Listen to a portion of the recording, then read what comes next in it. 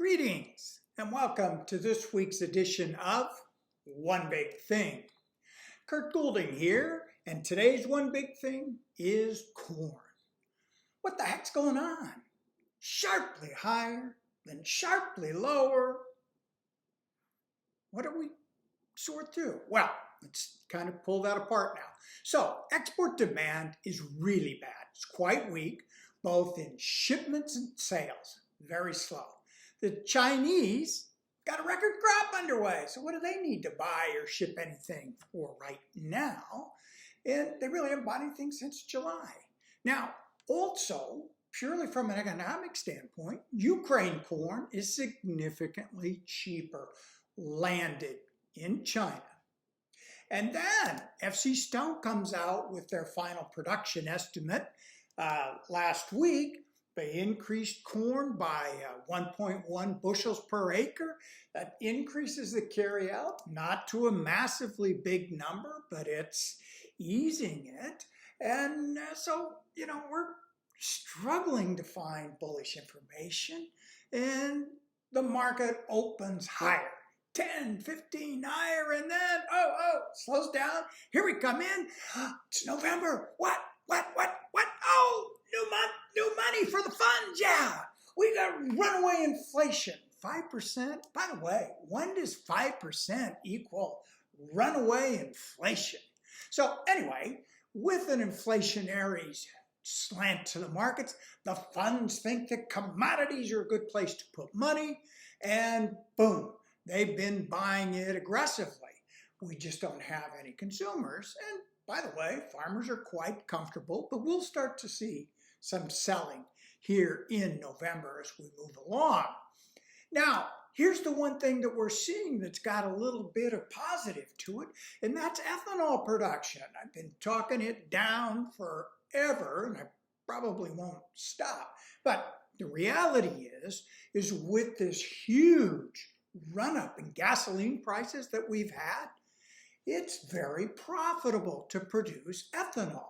And in fact, the producers can lock in very positive margins for nearly a year out.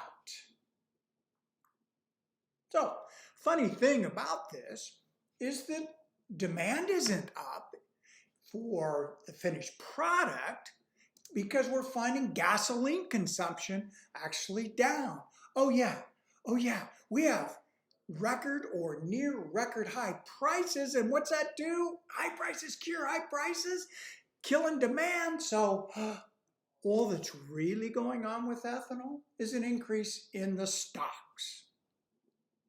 So we expect the government to increase consumption, ethanol consumption, but they're going to drop export demand in equal amounts. So it's a wash and nobody gets too excited.